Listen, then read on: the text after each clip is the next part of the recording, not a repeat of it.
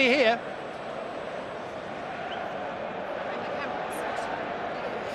Wowee. So 6-3, the score on aggregate here at the Bernabeu. Real Madrid making light work of Manchester City this evening. This was Real Madrid doing Real Madrid things, Thierry.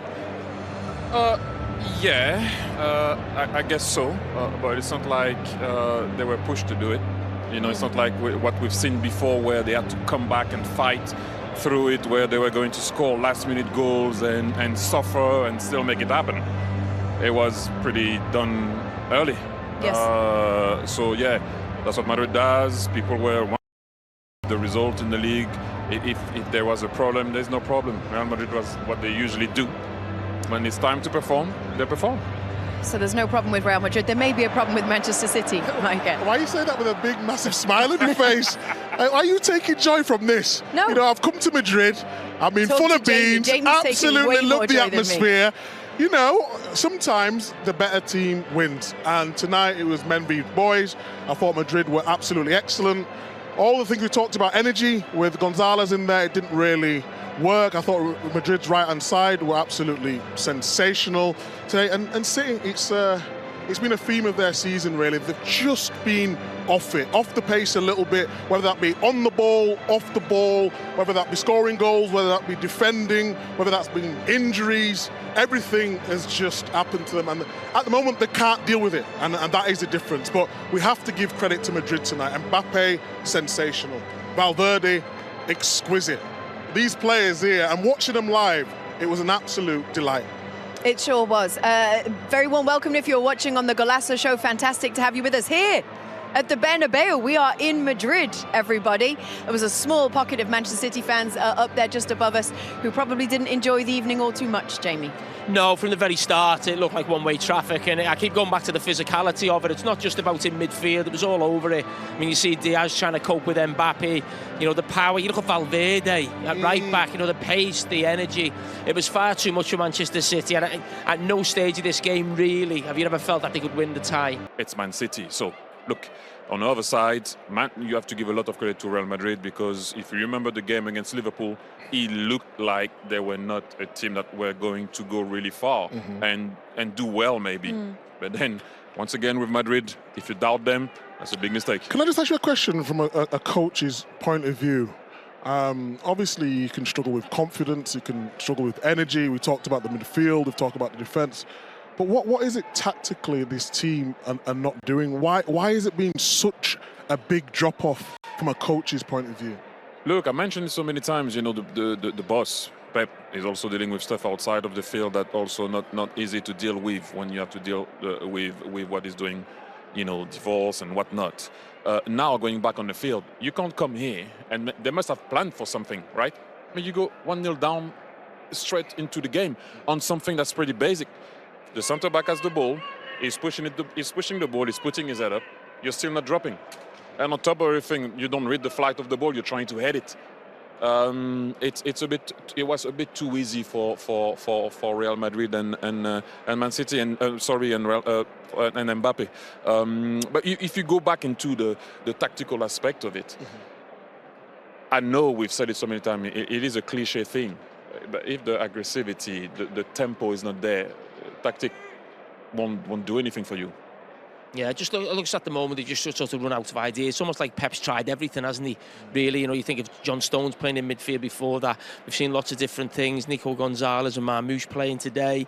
Haaland on the bench. It just, you know, everything Pep Guardiola has tried in his career at every different club has almost worked. He's the first guy who comes with Lionel Messi as a false nine. He's the guy who puts his full-backs into midfield. He's always trying something different ahead of the game, and he just hasn't got the answer right now. And that sometimes tells you, you know, sometimes we get fixated maybe with how great managers are. And no matter how great a manager, you need good players. And if you've got a team of players who can't run and can't cope physically with the opposition, it doesn't matter what your tactics are or, you know, how you're going to go about it or what your plan is. He's tried everything, hasn't he? It just won't work. Yeah, I felt a little bit sorry for Kusanov today. Yeah. Obviously, he's had a difficult start to his Man City career. Obviously, he's a centre-half. He was at right back tonight up against Vinicius, and then Mbappe, and then Rodrigo comes, and then Bellingham comes over that side. And it's very difficult to come into this game. team. You know, I look back to Kyle Walker, they mentioned it off the air, you know, obviously he wasn't having the best of season, but I just think with his experience, allowing him to go to Milan at this part of the season, maybe you're looking at that and you've got a 20-year-old playing at right back in one of the biggest games of Man City season. So, I mean, you try to chop it up every single week. You know, we've looked at every single aspect of what Man City are doing. But they just look like they've run out of legs. It looks like they've run out of steam. It looks like they're devoid of ideas and confidence. You know, confidence is a massive thing in football, okay? Massive thing. You're looking at the players out there. When they went one goal down, normally Man City, you're thinking, they can get back into the game. They'll find a way to get through the line, to score a goal. But today I was looking at them, it's almost like they was playing within themselves or the game's gone. So if that's the case, does the season get worse from here then? Because you've just taken a 3-1 drubbing. You're not going to play Real Madrid every week. You know, they're still in the FA Cup. They're looking to get into Champions League. Hopefully that the 5th position will get you the Champions League this season. You can rest also now. You can rest and have more time on the field because you're not in the Champions League anymore.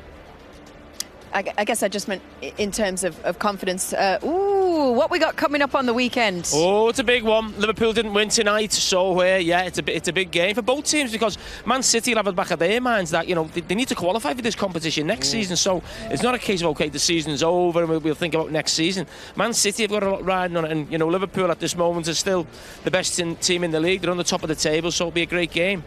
Me and Big Mix are there, aren't we? Yes, we'll be working. Oh, you're doing it. Yes, together again. Double dipping.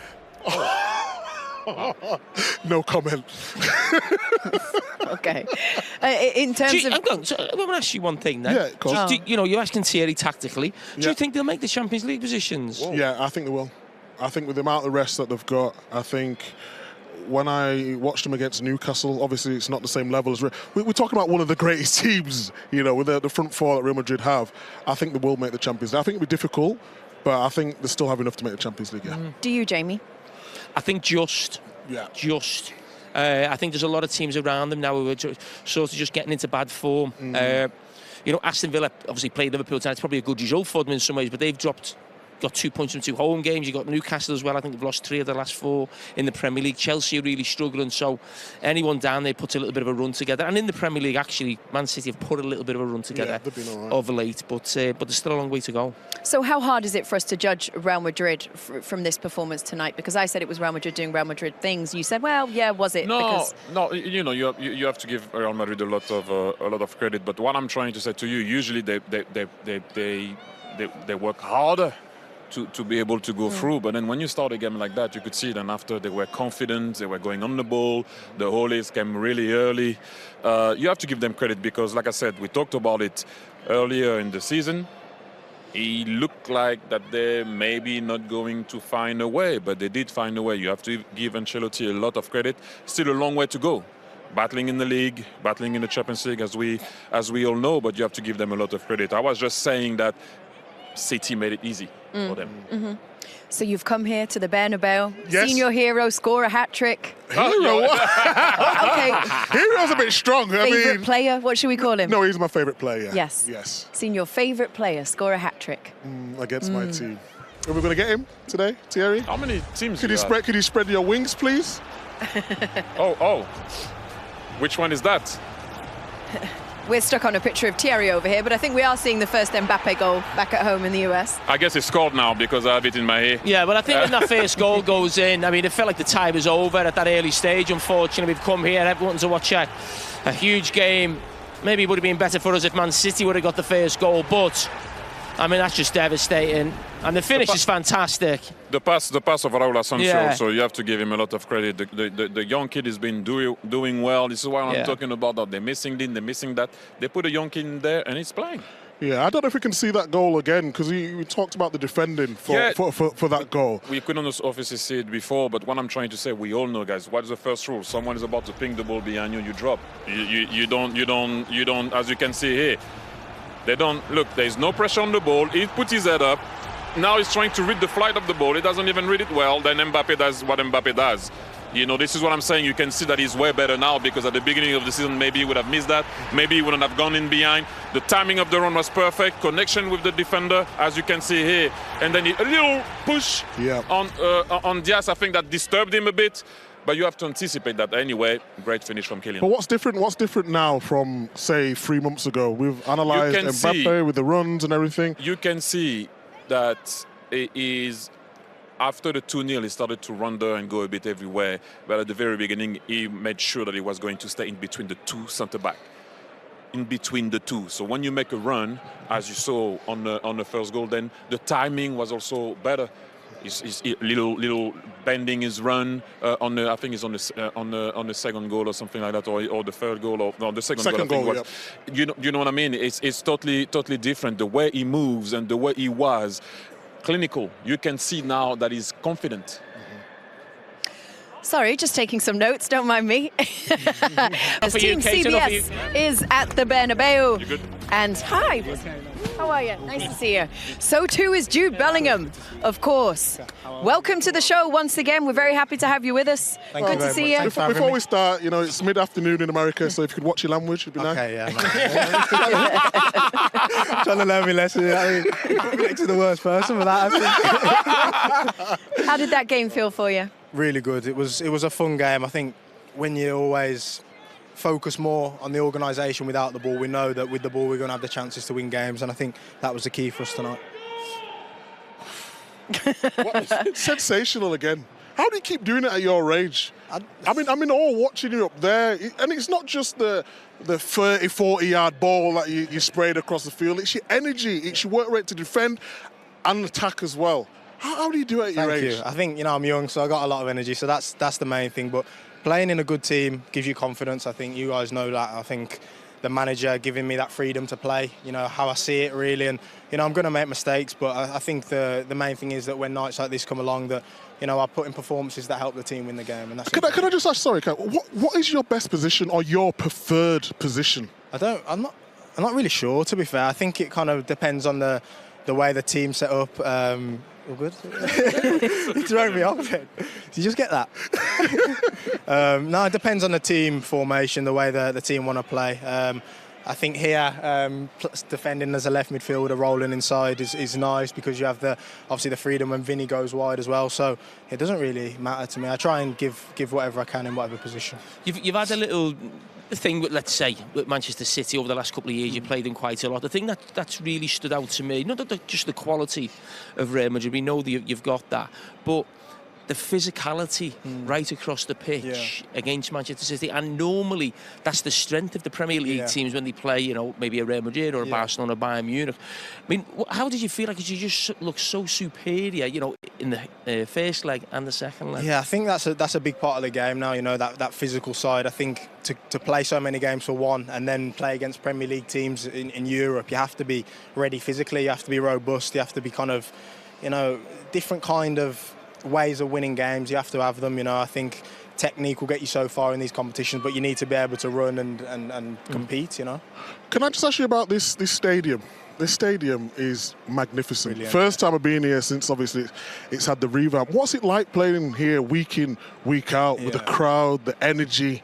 It's unbelievable. Yeah, it can be a bit of a hotbed of pressure. I think from the outside, that's the reputation it gets, that, you know, like, well, don't not do well because they'll start. But I really don't see it like that, to be honest. I feel like we have enough talented players. We can perform to the levels that, like tonight.